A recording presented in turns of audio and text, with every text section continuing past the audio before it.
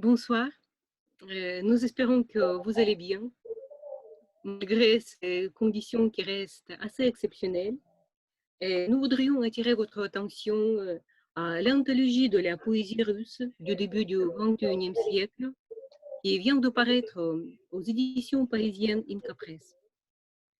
Il s'agit du volume bilingue, les textes russes des 46 poètes russes contemporains, accompagnés par les traductions faites pour cette édition par Jean-Louis Bacchès, Elena Henry, Leonid Kloski, Jean-Baptiste Parra, Elena Jakowski, Christine Zélian, Paul Lequeuil et encore Daniel Struve.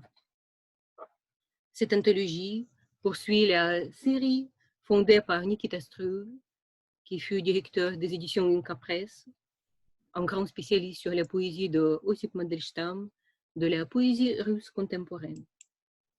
2 volumes ont déjà apparu et ont connu plusieurs rééditions. L'anthologie de la poésie russe du XIXe siècle et la renaissance de la poésie du XXe siècle. Chaque fois, il s'agit du volume bilingue. Ce nouveau volume est constitué de poèmes écrits à partir de 2000.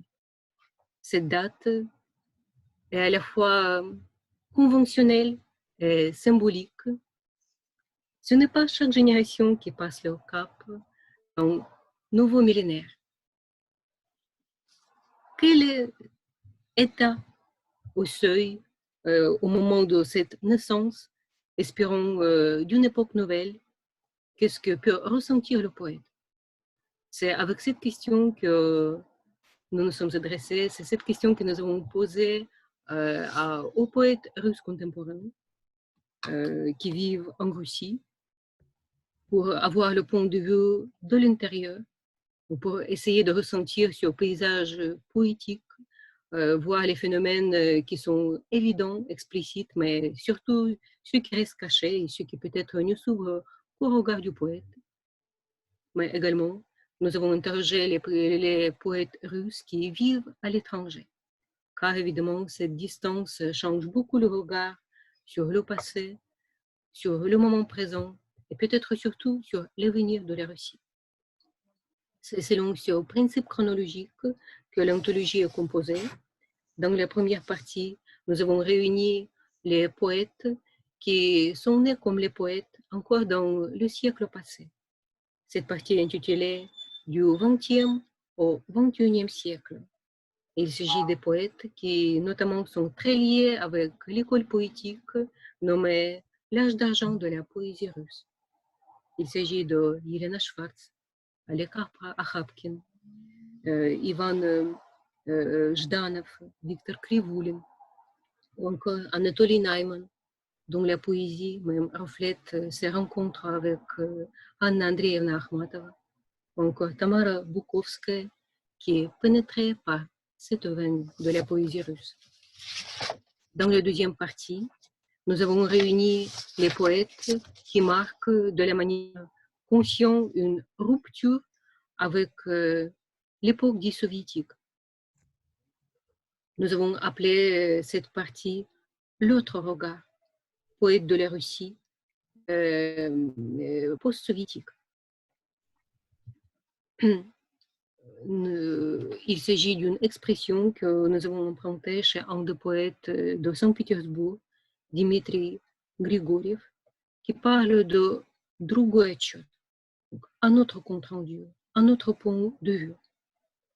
Il s'agit de poètes qui cherchent les nouvelles voies, aussi bien sur le plan formel que sur le plan sémantique, et qui souvent sont placés à la croisée des traditions poétiques extrêmement diverses.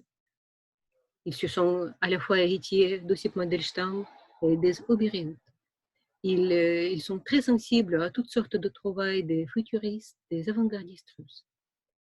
Donc, dans cette partie, le lecteur français va découvrir la poésie de Pavel Baikov, d'Arsène Mirzaev, d'Alexandre Skidan, de Maxime Amelin, Maria Stepanova, ou encore Ekaterina Belavina. Enfin, La troisième partie est consacrée aux poètes émigrés qui vivent à l'étranger depuis longtemps. Svetlana Nosova, qui est actuellement à Munich, encore Vitaly Amursky, devenu parisien. Aux poètes qui sont rentrés en Russie après l'immigration. C'est par exemple le cas de Yuri Kublanovsky, un émigré politique dans les années 80, qui est rentré en Russie dans les années 90. Ou encore aux poètes de l'étranger proche, comme par exemple Dmitri Strotsev, poète de Minsk, ou encore Boris Khersonsky, poète ukrainien. Il s'agit donc d'un regard croisé. Notre idée était révélée d'un regard sur la Russie à la fois de l'intérieur et de l'extérieur. Des voix poétiques qui appartiennent aux écoles poétiques extrêmement diverses, qui révèlent la vision du monde qui est très variée. Donc c'est un regard polyphonique et ce soir, nous vous proposons de nous concentrer sur deux voix dans cette polyphonie, un poète et son traducteur, Ekaterina Belavina et Jean-Louis Bacchès. Les deux noms ont été prononcés et c'est avec un très grand plaisir que je leur laisse actuellement la parole. D'abord, peut-être juste deux mots sur chacun de nos deux invités. Ekaterina Belavina, poétesse de Moscou. Elle est membre de l'Union des écrivains de Russie. Elle enseigne à l'Université de Moscou. Elle partage avec les étudiants moscovites ses grandes connaissances sur la poésie française. Et Katia, il vous arrive également de donner les cours sur la poésie russe pour les normaliens à Paris. Vous êtes auteur de très nombreux recueils poétiques, notamment Igrouchki Slov, Jouer sur les mots, qui était présenté avec succès récemment au Salon du Livre en 2019. Sans doute, entre-temps, d'autres événements poétiques ont marqué votre chemin. Nous en allons parler sans doute ce soir. Et vous avez beaucoup de chance de voir comme traducteur Jean-Louis Bacchès. Jean-Louis Bacchès, que tout le monde connaît comme professeur émérite, comparatiste renommé, qui aborde des sujets très originaux dans le domaine entre littérature et musique, entre autres. Jean-Louis Bacchès, qui est éminent traducteur. Il a traduit Homère, Hésiode, Nietzsche, Tennyson, Lope de Vega, Goldoni. Donc la liste qui est très longue et très variée. Dans le domaine qui nous intéresse aujourd'hui, dans la littérature russe, il a traduit Eugène Onegin de Pouchkine, parmi plusieurs d'autres poèmes pouchkiniens, Le démon de Lermontov, le cycle consacré à la belle dame de Bloch, au contraire, ou encore presque l'intégralité de la poésie d'Anna Akhmatova. Voilà donc un champ très fécond pour des échanges.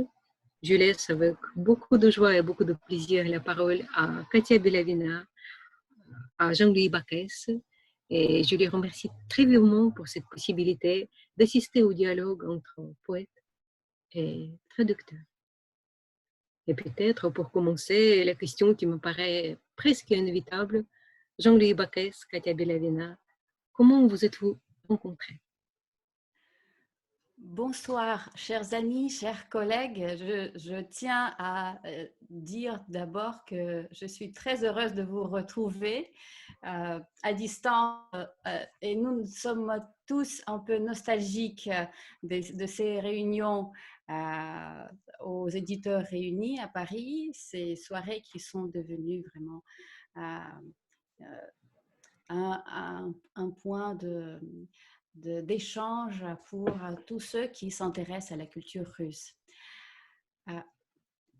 Jean-Louis, il y a un problème de son quand on parle à plusieurs, on peut avoir des décalages. Mais comme ça va? Est-ce que ça va, le son? Bon, on sait, je vais dire que j'ai vraiment de la chance d'avoir un traducteur que j'ai connu d'abord par ses traductions de Jean Onegin. Et puis, nous nous sommes rencontrés pendant un colloque à Lyon, un colloque sur la traduction de la poésie. Et c'était vraiment une grande chance pour moi. Jean. Mais oui. Est-ce qu'il faut que je parle? Tout à fait. C'est Bon, alors effectivement, nous nous sommes rencontrés à Lyon. Je me rappelle très bien, vous aviez des questions à poser, nous avons parlé ensemble. Et puis vous m'avez montré 2 ou 3 de vos poèmes, et j'ai vraiment tout de suite eu envie de les traduire. C'est le genre de poésie qui me va. Alors j'espère que je ne vous ai pas imposé une manière de traduire qui ne correspondrait pas tout à ce que vous avez l'habitude, mais vous traduisez vous-même, donc vous savez combien c'est difficile. C'est difficile et passionnant, et je dois dire que les traductions, vos traductions ont beaucoup influencé ma vision de ce métier de traducteur poétique. Mais on est tout de même parti, et tout simplement, d'un poème que vous avez, vous, consacré à la traduction, qui s'appelle Rajdieni Pirvoda, naissance d'une traduction. Et ce poème-là peut, comment dirais-je, éclairer tout ce que nous allons dire dans la demi-heure qui suit. Alors, il faudrait d'abord que vous le lisiez. Donc, je lis ce poème. Рождение перевода. Убийство собственного «я». Короткий обморок в другого. Слова иного жаждут слова, переливаясь за края иноязычия бытия. И против них нельзя бороться. Ты пишешь с сгустками эмоций. Их музыка уже твоя. On tue son propre moi. Pour un instant, on s'évanouit dans l'autre. Les mots ont soif d'autres mots. Passe par-dessus la digue que la vie met entre les langues. Contre eux, on ne peut pas lutter. Tu écris avec des émotions coagulées et leur musique est déjà la tienne. Merci beaucoup pour cette traduction, parce que c'est cette expression par-dessus la digue des langues, je l'ai prise pour quelques articles sur la traduction, parce que c'est vraiment une belle expression en français. Et je l'ai écrit au moment quand j'ai commencé à faire de la traduction poétique. C'était des traductions de Paul Verlaine. Alors, on continue? Oui. Je passe, je vais lire encore un poème. On va en lire 3 ou 4 à la Chine. D'accord. Allez. C'est à peu près la même période, c'est le début des années 2000. Дома тихо, как в шкатулке, а за окнами пурга. На дома и переулки сыплет пышные снега. Мы проснемся завтра поздно, в снежной дымке кружевной. Ты о чем-то несерьезном будешь говорить со мной. Зимний день обыкновенный. Небо – чаша с молоком. Пить тепло таких мгновений непривычно и легко. On est bien là, comme dans un écrin. Dehors, la tempête fait rage, semant ses neiges somptueuses sur les maisons et les venelles. Nous nous réveillerons tard demain, dans une dentelle de neige. Tu me parleras de quelque chose qui ne sera pas vraiment sérieux. C'est un jour d'hiver comme d'autres. Le ciel est une tasse de lait, boire tout chaud de pareils moments. C'est inhabituel et c'est doux.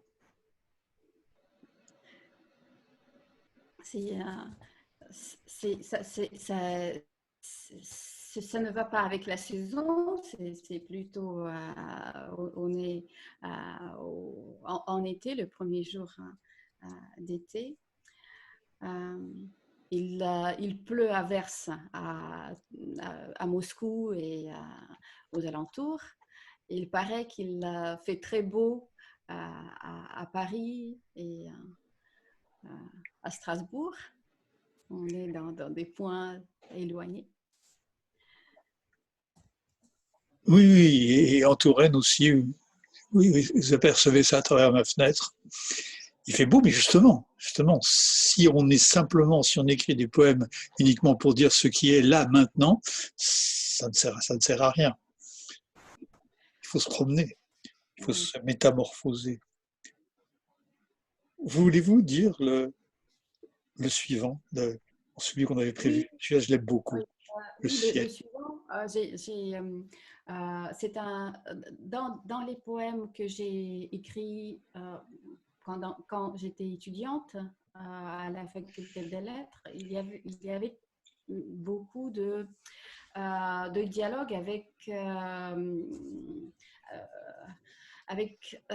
des livres que j'étais en train de lire. Et c'est un poème qui dit bonjour à Pascal et à Mayakovsky en même temps, bizarrement. Старинный пыльный бархат неба, соринки звезд. Снег, ты стройный стебель, идущий в рост. И чья-то жизнь излом асфальта, побеги ввысь. И пусть не все фрагменты смальты еще сошлись, но мы смотрели, замирая, как из-под бархатного края сквозят цвета. Мозаикой совпадений земных и ангельских владений здесь начата. Le ciel, un velours fatigué. Les étoiles, des grains de poussière. Tu es un roseau, une tige droite qui ne cesse de grandir. Cette vie, une fente dans le bitume, des surgeons y poussent. Qu'importe si les fragments d'émail ne sont pas réunis encore. Nous regardions le cœur battant, à partir des bords du velours, se glisser des couleurs. La mosaïque des coïncidences, chez les humains comme chez les anges, commence à prendre forme. Merci pour cette traduction. Et merci pour la mosaïque des coïncidences. Si un jour j'arrive à écrire un article sur vous, je l'appellerai la mosaïque des coïncidences. Oui, c'est la sensation de vie que j'ai parce que souvent, le destin vraiment m'a comblé de cadeaux, de rencontres. Quand je lis d'abord un livre et puis je rencontre l'auteur et c'était vraiment magnifique.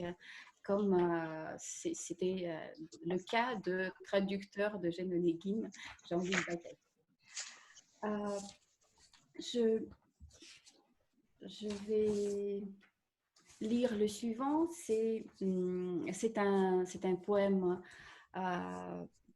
qui montre que je suis poète de Moscou, mais c'était un dialogue un peu...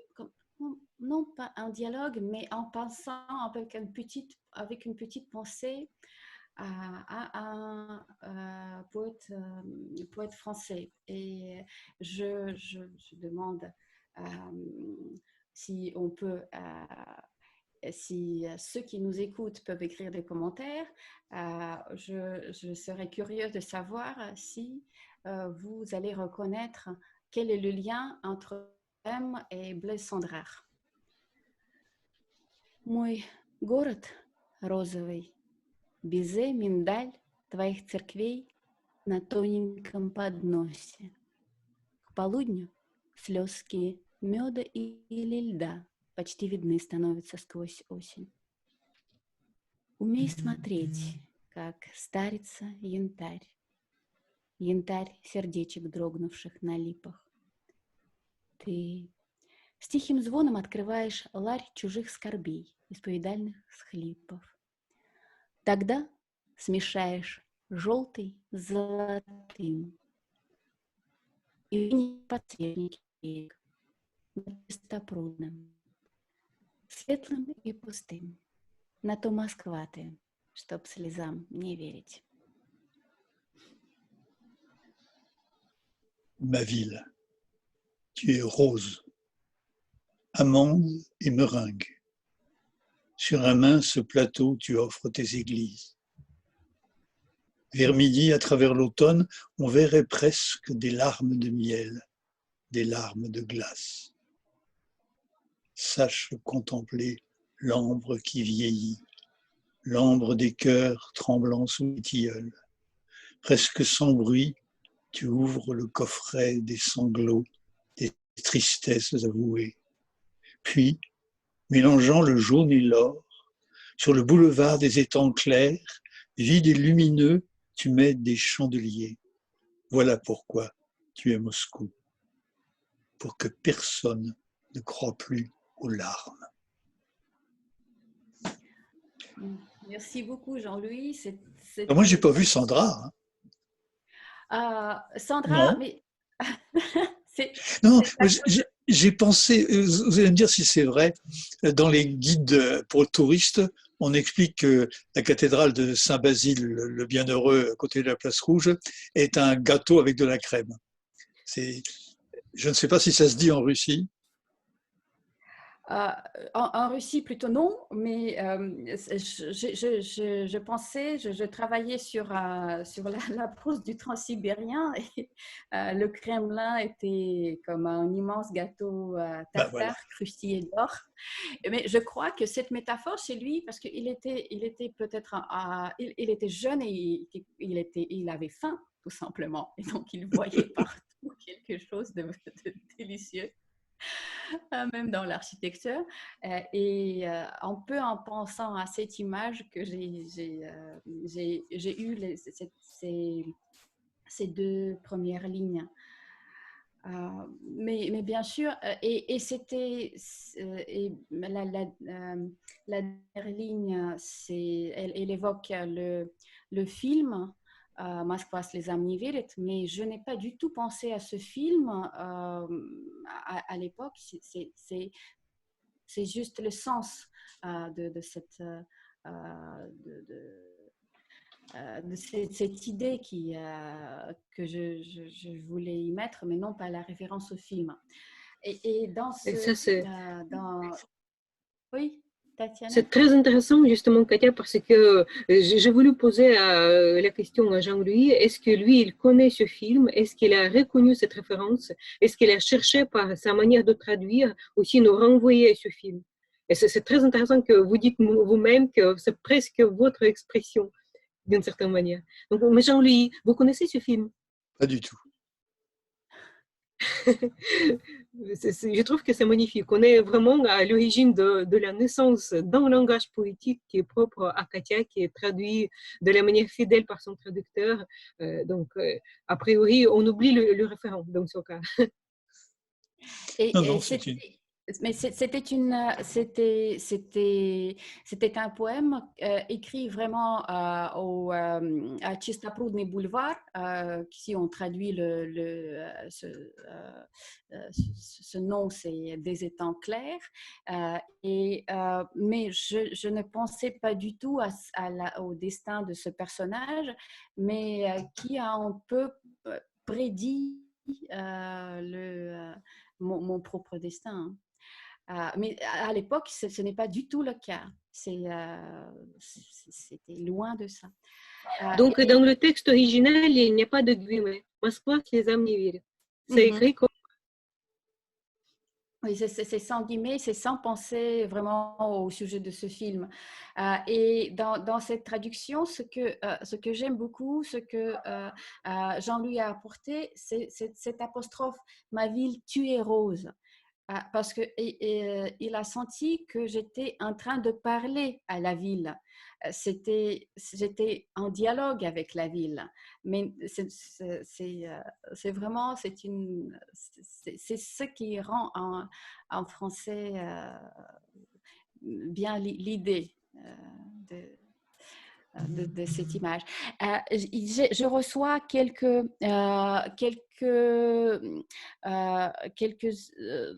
messages qui me disent que la vidéo ne passe pas sur Facebook. Est-ce que c'était prévu comme ça? Je pense qu'il y a un problème technique et moi-même, je ne vois personne et je parle un peu dans le vide. Bon, donc, mais c'est écrit que c'est en ligne et que ça enregistre. Bon, j'espère que ça va passer. Mais je suis heureuse de vous retrouver, en tout cas, tous les deux, et pouvoir parler, pouvoir échanger, pouvoir. Nous espérons très vivement que pour ceux qui nous écoutent, au moins, ils nous entendent. Donc, dans la poésie, ce qui compte, c'est la voix. Et entendre vos voix, Katia et Jean-Louis, c'est l'essentiel. Si c'est le cas, je ne sais pas, Katia, si vous pouvez demander peut-être aux gens qui vous écrivent, est-ce qu'ils entendent? Est-ce que la sonorité est bonne? On m'écrit donc dans les messages, c'est que ça doit commencer dans quelques minutes et ça ne commence pas, mais c'était il y a 3 minutes. Donc. Mais qu'est-ce que je dois commencer? Non, mais c'est sur l'événement sur Facebook, quand les gens viennent, ils voient en Russie que ce n'est pas... voilà, bon, le lien n'était pas bon, tout marche. Donc, heureusement... Donc, c'est une proposition pour continuer. Oui, nous pouvons continuer, tout va bien. Oui. Alors, passons à un autre poème qui a provoqué des commentaires que vous n'attendiez pas. C'est le poème qui s'appelle Pрошли, уже проходит. Lisez-le. Прошли. Уже почти проходят, игра в поэзию и дождь. Что я найду взамен мелодий, которых от меня ты ждешь? Чем заменить стихи и травы, и песни родниковых дней? Не делают плохой оправы для драгоценнейших камней. Мне не совсем еще понятно, откуда возникает грусть. Но раз тебе со мной приятно, я это портить не берусь. C'est un poème fait exprès pour démontrer que la littérature comparée est idiote et ne sert à rien.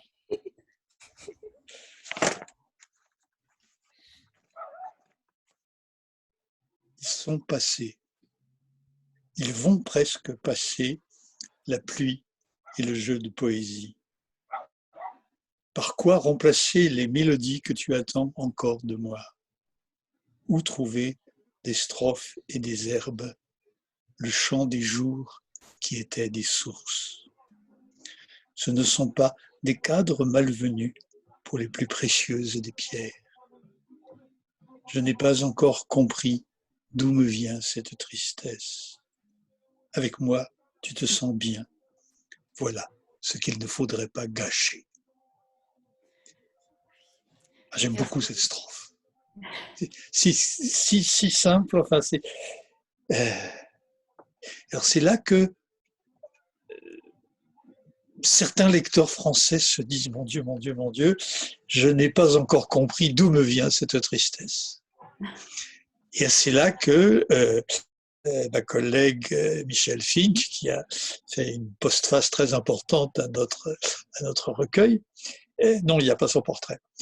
C'est là qu'elle dit Verlaine.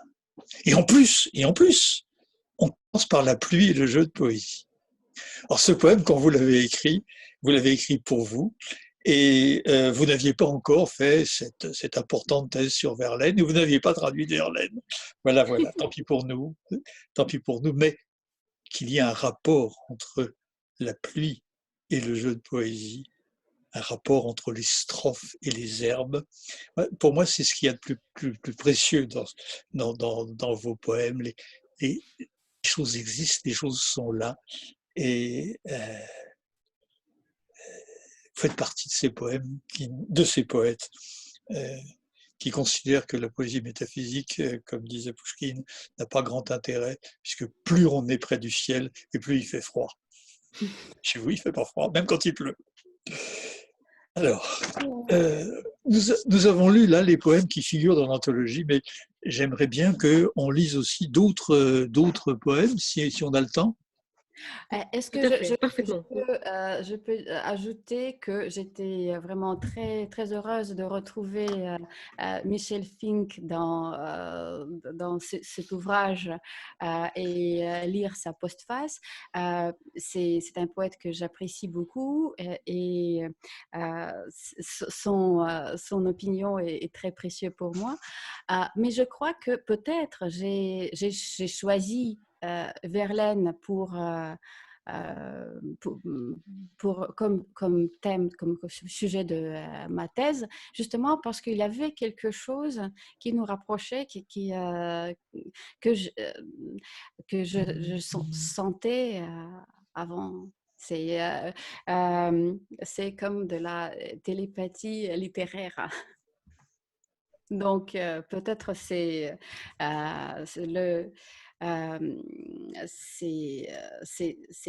bien dans cette ligne euh, de, de poèmes et de pluie qui commence par Paul Verlaine. Merci beaucoup. On passe au suivant. Je vais. Est-ce qu'on a encore du lire temps? On a du temps. Pardon? Tout à fait, on a du temps. On a du temps. Est-ce que vous voulez qu'on parle tout de suite de Clitia? Oh, oui. Ce sont des choses... Oui, c'est beaucoup plus récent. Oui, justement. Ça vient du livre qui a été publié il y a 2 ans chez Delirium, une petite maison d'édition à Avignon.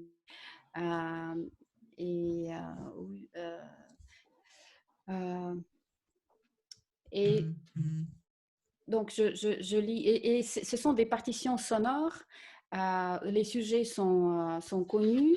Ce sont des sujets des mythes antiques. Et c'est beaucoup... c'est très... Comment dire? Je n'ai pas pensé à Ovide directement quand je l'écrivais, mais je dois reconnaître que oui, il est très présent. Oui, alors il s'agit... Pardon. Oui, vous pouvez... Alors, il s'agit d'abord d'images qu'on voit sur l'écran derrière Katia. Il y a 3 images dans le volume. Et alors, nous sommes 2 à avoir travaillé sur vos textes, si bien que vos textes se reflètent de 2 manières un petit peu différentes. Je m'en suis mêlé donc, et évidemment aussi les traductions. Il y a des traductions de Florian Voutef. Donc les images sont les images de Christian Kianoche Samlouki. Alors, il s'agit donc de 6 poèmes consacrés à des mythes. Le recueil s'appelle en français « Filles, fleurs, métamorphoses ». Donc il est évidemment question plus ou moins d'Ovide, il est évidemment question plus ou moins d'histoire de femmes transformées en fleurs, et vous les faites parler. Alors, nous avons choisi un texte, un peu parce qu'il n'est pas trop long, texte consacré à Clytie. Clytie est cette nymphe qui a été transformée en tournesol. Et c'est à elle que vous donnez la parole. On va peut-être les lire par petites fois, si vous voulez, puisqu'il y a 6 fragments, si je ne me trompe. Non, 4, excusez-moi. Vous lisez un fragment et je traduis immédiatement après. D'accord, D'accord? d'accord. Oui, d'accord. Нарисуй мне подсолнух, солоно море, солоно слезы, солю, да соля. Скоро рана подсохнет, скоро краска подсохнет, скоро на волю.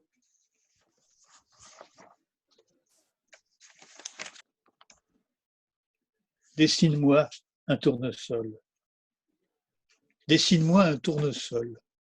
Salé la mer, salé les larmes. Solo da sola. Bientôt va sécher le sang. Bientôt va sécher la couleur. Bientôt livre. Помнишь, как все это было? Лития, неужели? Горе нам горе, ревность нажали желание, разлучницу не полюбят, взгляда не отводя, вечно следя. Tu te rappelles comment c'était, Clytie, vraiment? Malheur sur nous, malheur. La jalousie sur le dard du désir. Celle qui a brouillé les amants, personne ne voudra l'aimer. Sans détourner les yeux, le regard toujours fixe. Ни есть, ни спать, ни сесть, ни пасть, только он, солнце, к нему тянуться, только он, солнце, на таких равняться. Если цветком обернуться, может ли боль уняться? Оторваться от стебля, взмыть вверх, сил нет. Ne pas dormir, ne pas s'asseoir, ne pas mourir. Lui seul est le soleil, il attire tout à lui. Lui seul est le soleil, s'égaler à lui. Si je deviens fleur, oublierai-je la douleur? M'arracher à ma tise, pas de force pour m'envoler. Просыпаться цветком каждое летнее утро, лепестками своими манить, обнимать, греться в лучах, наполняться светом медовым. В пасмурный день будет чем поделиться, будет всего вдоволь. В теплом счастливом доме ласка в лодке ладоней и для людей любимых, и для малой небесной птицы. Me réveiller fleur chaque jour de l'été, faire signe avec mes pétales, l'embrasser, me chauffer à ses rayons, me remplir de son air brûlant, de sa lumière de miel. Même par un jour terne, on peut partager. Chacun aura son content. Dans le bonheur de cette maison chaude, caresse au creux des paumes, et pour ceux qui sont aimés, et pour les oiseaux du ciel.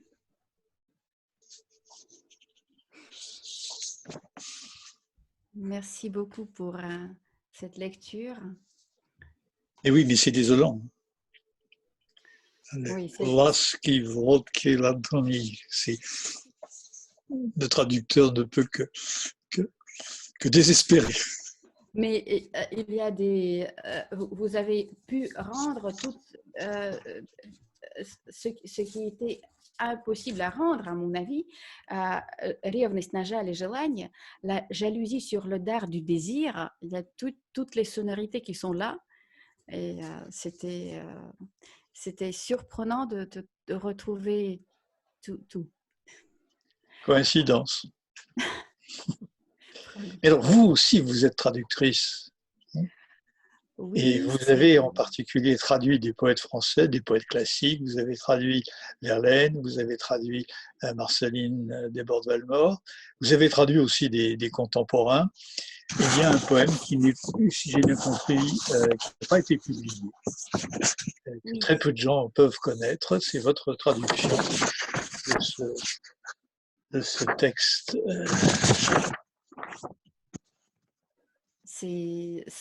Pour moi, la Il traduction. s'appelle Fruits.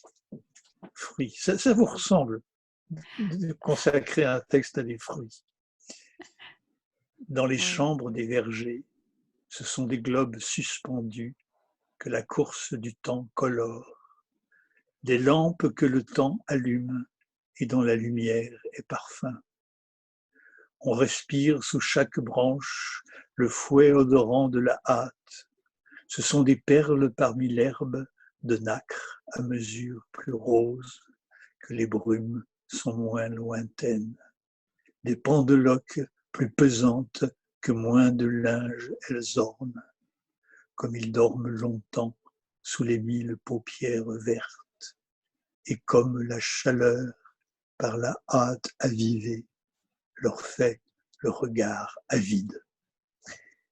C'est un poème de Philippe Jacotet dans le recueil Oiseaux, fleurs et fruits, et vous l'avez traduit. J'espère que cette traduction sera mieux connue bientôt. Je vais lire la traduction. C'est un poème qui me fascine parce que c'est comme une devinette dont la solution est donnée à l'avance, mais le texte, si on le lit lentement, est vraiment énigmatique et merveilleux. Плоды. В спальнях фруктовых садов есть подвешенные шары, что время на бегу раскрасит, светильники, что время зажигает, и свет их источает запах. И дышится под каждой веткой душистым взмахом торопливых розок. Жемчужинки на перламутре травы тем розовее, чем влажные туманы ближе. А подвески тем тяжелей, чем ажурнее белье, что украшено ими. Как долго спят они под тысячами век зеленых, и как жара, оживленная спешкой, их дарит жадным взглядом. Je crois que la traduction, c'est une possibilité de vivre dans la langue quelque chose que l'auteur a vécu dans sa langue maternelle. Et c'est pour ce moment d'intimité avec l'auteur que je traduis. C'est pour ça que j'ai eu la chance de traduire Marceline Desbordes-Valmore, Verlaine, un peu de Jacotet et Jean-Michel Montpois, que j'estime beaucoup parmi les contemporains. Voilà. Et vous savez que, pardon, oui. Vous savez que Jacotet a appris le russe pour traduire Mandelstam. Oui, c'est extraordinaire, ces traductions. Et je me rappelle comment j'ai découvert Philippe Jacotet. C'était dans une bibliothèque. Il y avait un grand nombre d'anthologies poétiques et je voulais choisir un poète pour ma thèse. parce que au début, je croyais que je n'allais pas écrire sur Verlaine, c'est trop, trop, comment dire, il y a d'une manière, il y a trop écrit, de toute manière, il est impossible d'écrire sur lui. Je voulais quelqu'un beaucoup moins grand, disons.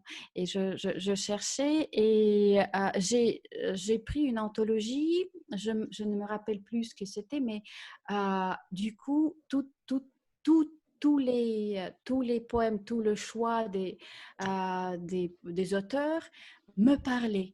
Et je regarde et c'était le choix par Philippe Jacotet. Et c'est comme ça que j'ai découvert son existence. Maintenant, c'est un de mes poètes préférés. Voilà, c'est pourquoi vous l'avez traduit. Oui. Donc, il y a bien quelque part une espèce de correspondance. On ne sait pas très bien pourquoi. On est toujours un dialogue, je crois, à travers le temps et à travers les textes. On est toujours unis et malgré toute cette situation que nous vivons tous, on est du coup très rapprochés par la poésie et comme Jean-Claude Schneider vient de m'écrire, la poésie peut se lire en toutes circonstances. Et voilà, donc on est rapprochés par la poésie et par Imke Press ce soir. Je remercie vivement Tatiana pour l'idée de cette rencontre, pour cette belle nouvelle de publication. Cette anthologie qui a réuni les auteurs qui sont très intéressants, très différents et c'est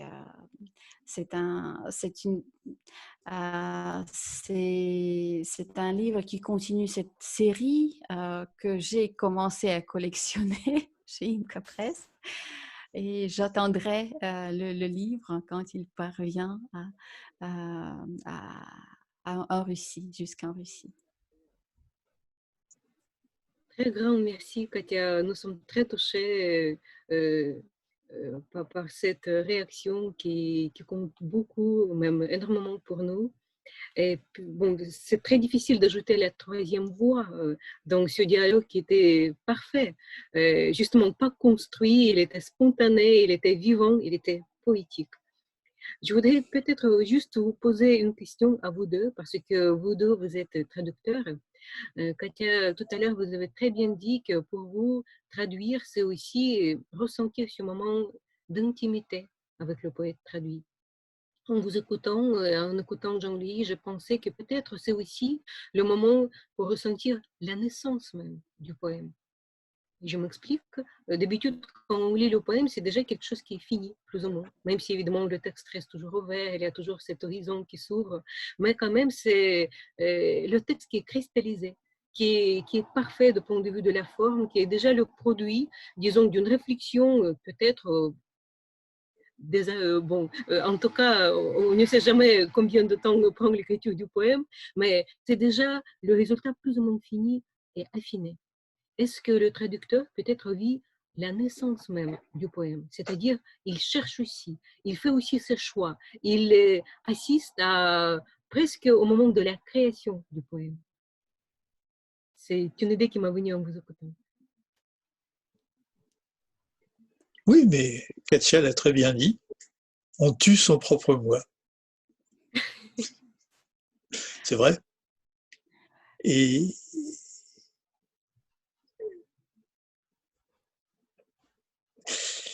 il me semble que, je ne sais pas à quoi ça correspond, mais c'est très difficile de corriger une traduction. C'est pour ça que je pense qu'il faut traduire des poèmes brefs. Parce que la traduction vient tout seul ou pas du tout. Toute seule ou pas du tout. Et pourquoi je suis aussi très sensible au fait que Katia s'intéresse à des mythologies anciennes, comme Pouchkine, comme Akhmatova. Elle sait qui est la muse. Et quand Pouchkine en parle, quand Akhmatova en parle, la muse, ça n'est pas seulement quelque chose pour passer des examens ou pour réussir à des émissions de télévision où on pose des questions. Quelle est la liste des muses? Non, la muse existe réellement et Katia en parle très bien. Merci Quelle belle beaucoup. filiation. Ah. Excusez-moi, je ne voulais pas vous couper. Tout simplement, avec les muses chez Pouchkine, chez Akhmatova, il y a une très belle filiation, n'est-ce pas, Katia? Et c'est vrai que Pouchkine, par exemple, il s'amuse beaucoup avec sa muse, avec ses muses. Hein? Donc, tout ce sorte de mascarade qu'il organise avec ses muses qui doivent marcher, qui sort aussi un peu de leur rôle, on ne peut pas les maîtriser. C'est très drôle avant tout. Donc, comme dit Jean-Louis, c'est une personnalité vivante. Est-ce que c'est bien le cas aussi pour vous? Merci beaucoup pour cette question. La jeunesse du poème, le moment qui précède le moment de l'écriture, m'intéresse beaucoup et j'ai toujours essayé de lire les témoignages des poètes qui parlent de ce moment qui précède de l'écriture où c'est le rythme qui précède, qui est vide du sens, mais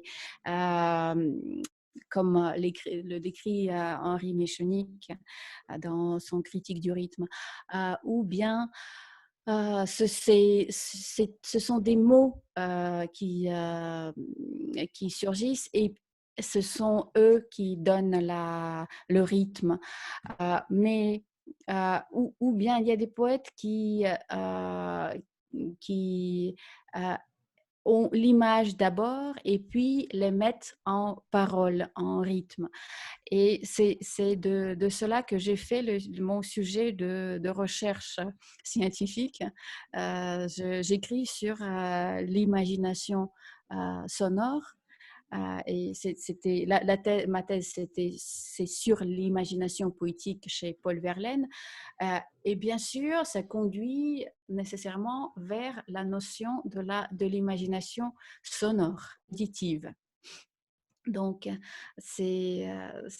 merci pour cette question. Je crois que c'est normalement, la traduction, c'est l'inverse. Quand on a le résultat et on y colle des mots, comme par exemple Alfred de Vigny, je crois, dans ses brouillons, il écrivait le poème, le sujet du poème, les images en prose, et puis les mettait en rime. Mais qu'il y a des différentes manières d'écrire, même le poème original. Et pour la traduction, ça m'est arrivé de procéder par le rythme qui précède le sens. Par exemple, quand j'ai dû traduire de l'allemand que je ne maîtrise pas, et j'écoutais les enregistrements de poèmes et donc je mettais sur ce rythme. Les mots arrivaient maintenant après ils collaient au rythme. Voilà, je vois un message, je crois. Oui. Est-ce que vous pouvez l'ouvrir? Je crois que c'est Gérard Bensour. Ah oui, c'est Gérard Avanceau. Bonjour. Alors, quelle est sa question? Moi, je ne vois pas. C'est une rencontre, comme on se retrouve aux éditeurs réunis. On se voyait là-bas. Comme on sait, les Russes sont nourris de poésie. Certains savent tout Eugène Onégine par cœur. En France, la poésie n'est pas aussi vitale, hélas, manque de mémoire, ou bien autre source de vie. Peinture, par exemple, on traduit plus la poésie française en russe que la poésie russe en français. Eh bien, est-ce que je me trompe? Merci beaucoup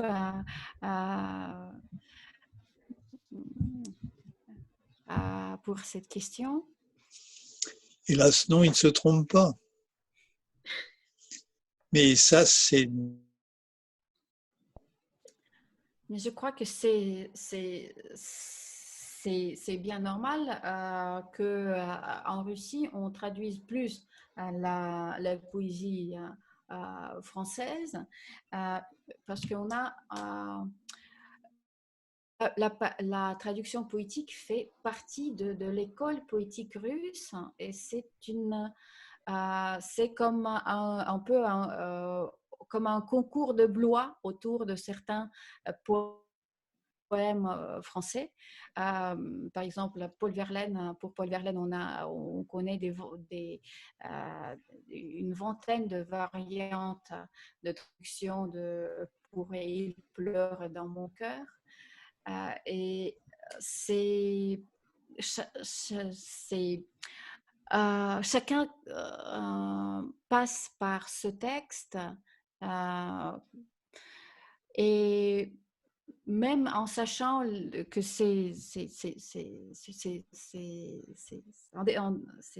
il est impossible de rendre cette musique française, et on vit ce moment de rapprochement avec l'auteur et on essaie de... et c'était aussi, en Union soviétique, c'était aussi, la traduction, c'était aussi une manière de se publier quand les poètes ne pouvaient pas publier leurs propres poèmes. Pour Boris Pasternak, par exemple, la traduction, c'était comme une sorte d'échappatoire. Merci beaucoup, Katia. Malheureusement, le temps passe très, très vite. Jean-Louis Bacquet, si on vous demande de dire un mot de conclusion, que diriez-vous pour cette rencontre? Eh bien, je ferai l'éloge d'Arina Rodionova. Je pense que si les Russes sont baignés de poésie comme ils le sont réellement, ils le doivent à Pouchkine, parce que Pouchkine a écrit des superbes poèmes, mais il a écrit aussi des contes pour petits-enfants que tous les petits-enfants savent par cœur, parce qu'ils l'ont appris de la bouche de la babouchka. Et je crois que ça fait une très grande différence entre la tradition poétique en France, qui est tout de même très livresque, et la tradition poétique en Russie, qui n'est pas que livresque. Ça vaut ce que ça vaut. Merci beaucoup pour cette évocation parce que les contes de Pouchkine, c'est quelque chose qui m'est vraiment très, très, très proche parce que j'ai commencé à parler par un conte de Pouchkine. C'est mon arrière-grand-mère qui disait les poèmes et c'était Сказка о рыбаке и рыбке. Et elle a fait une pause et avant la rime, mais non, ce n'est pas la rime, mais le mot final de la ligne, et je l'ai prononcé parce que je l'avais déjà mémorisé. C'était море, жили старик со старухой у самого синего моря. Donc j'ai prononcé le mot море, c'était la première fois que j'ai prononcé. Donc vous avez tout à fait raison, c'est quelque chose qui nous forme. Pouchkine, c'est pour nous, c'est notre tout. Merci beaucoup à vous deux. C'est très difficile d'interrompre ces échanges. Je voudrais juste rappeler que ce n'est qu'une des rencontres à l'occasion de l'apparition de cette anthologie. Nous en prévoyons encore un certain nombre parce qu'il semble que cette forme que nous avons trouvée ce soir, c'est-à-dire dialogue poète-traducteur, c'est une forme très féconde. Elle nous inspire tous. Donc, la prochaine occasion, ce mercredi, Michel Fink, son nom était prononcé aujourd'hui à plusieurs reprises, Michel Fink va présenter l'anthologie dans ces grandes lignes. Donc, faut-il rappeler que Michel Finck, elle-même poète, elle est comparatiste, comparatiste renommée, spécialiste de la poésie européenne, professeure de littérature comparée à l'Université de Strasbourg. Et comme c'était dit aujourd'hui, elle a écrit la postface pour notre livre qui est remarquable. Car là-bas, dans ce texte, pratiquement chacun des poètes de l'anthologie est vu dans ses rapports avec la poésie européenne, dans toutes sortes de liens que peut-être les poètes eux-mêmes n'ont pas fait conscience. Donc c'est tout à fait passionnant et elle va présenter en grande ligne l'anthologie avec son regard comparatiste qui lui est propre. Mercredi sur mercredi à 18h30. Donc, je vais terminer avec cet appel de lire ce petit volume en espérant que chacun de vous peut trouver quelque chose qui lui parle, qui peut devenir une petite ou peut-être une grande découverte. Grand merci à vous tous. Une très belle soirée. Merci beaucoup, Tatiana. Merci beaucoup, Jean-Louis. Merci beaucoup à vous deux.